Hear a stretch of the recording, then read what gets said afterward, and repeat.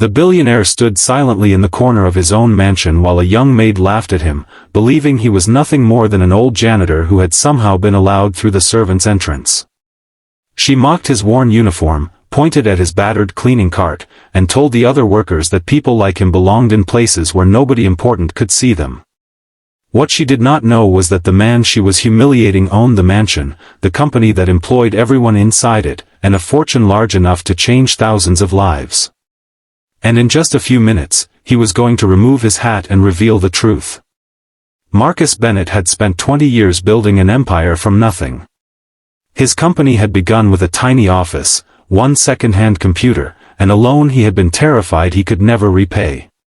Through years of sleepless nights, difficult decisions, and countless sacrifices, Marcus had transformed that struggling business into one of the most successful private companies in the country. Yet success had taught him something money never could: wealth had a strange way of changing the people around you. Some became kinder. Others became crueler. Marcus wanted to know which kind of people surrounded him. That was why, on a bright Monday morning, Marcus walked into his own mansion wearing a faded janitor's uniform, carrying an old cleaning cart and hiding most of his face beneath a plain cap. His luxurious home was preparing for an important charity event, and hundreds of guests, employees, contractors, and household staff would soon fill its halls. Marcus had instructed his chief manager not to reveal his identity. He wanted to observe how people treated someone they believed had no power. At first, nobody paid much attention to him. Marcus quietly cleaned hallways, polished furniture, and carried boxes. Some employees greeted him politely. Others simply walked past without acknowledging him. But then he met a maid named Vanessa, who had worked at the mansion for only a few months. She was ambitious, proud, and obsessed with impressing wealthy guests. When Marcus accidentally crossed the path she was cleaning, Vanessa rolled her eyes and told him to move his cart because he was making the hallway look untidy. Marcus apologized and moved aside. Instead of accepting the apology, she laughed and loudly complained that the mansion was hiring people who looked like they had never seen a luxury house before. A few workers laughed nervously with her. Marcus said nothing. He remembered his mother's words from childhood: character is not revealed by how someone treats the powerful, it is revealed by how they treat the powerless. If you believe in humanity, second chances, and the idea that every person deserves dignity regardless of their job or social position, please like this video, share it with someone who believes kindness still matters, and subscribe to Humanity Tales for more stories that remind us what truly makes a person valuable. Later that afternoon, Vanessa found Marcus cleaning the grand dining room. She looked at his worn shoes and stained uniform and began mocking him again. She told him that he should be grateful just to work inside a house this beautiful. She even warned him not to touch anything expensive because people like him could never understand the value of things they had not earned. Marcus quietly looked at her and asked whether she believed a person's value depended on their clothing. Vanessa laughed.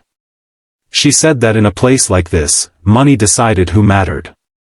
Marcus lowered his eyes and continued working. But what Vanessa did not see was the pain behind his silence. Marcus had grown up poor.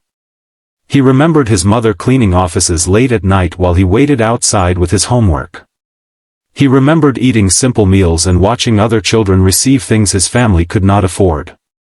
His mother had never been ashamed of her work. She had taught him that honest labor was honorable, no matter how little it paid. That memory was exactly why Marcus had chosen this test. As evening approached, the mansion filled with important guests.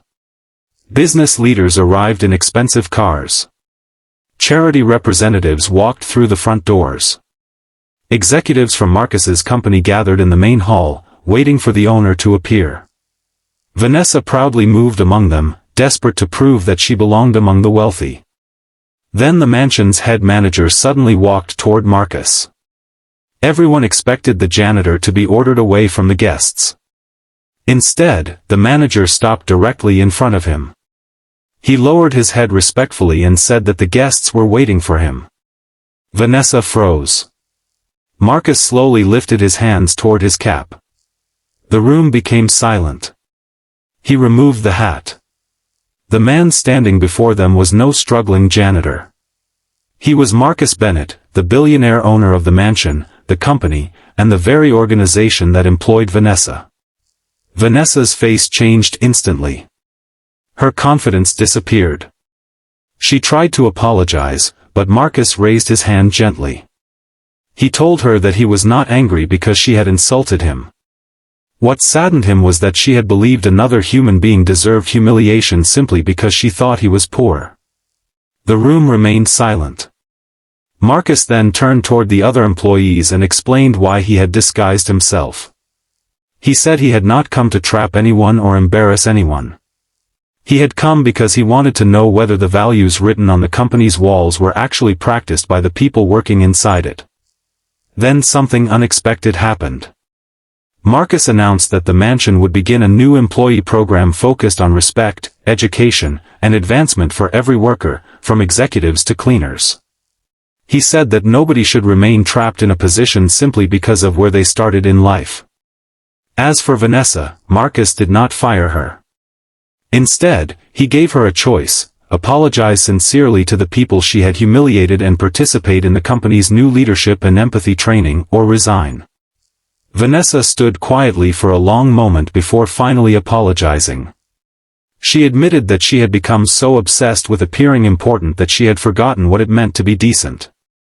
Months later, Marcus saw Vanessa helping a new cleaner carry supplies through the same hallway where she had once mocked him. She smiled and offered to help.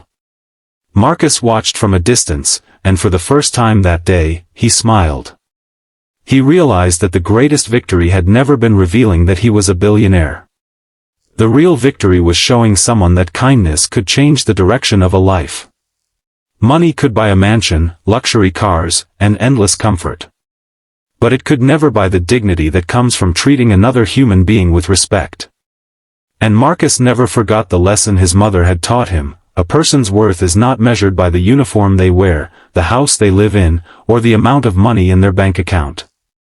It is measured by what they do when they believe nobody important is watching. If this story touched your heart, please like the video, share it with someone who needs a reminder that kindness matters, and subscribe to Humanity Tales. Sometimes the person we overlook may be carrying a story, a dream, or a future far greater than we could ever imagine. Before the ending, comment: kindness has no status, if you believe every honest worker deserves respect. Because sometimes, the most powerful person in the room is not the one wearing the most expensive suit. Sometimes, he is the person quietly pushing a cleaning cart, watching, listening, and waiting for the world to reveal its true character.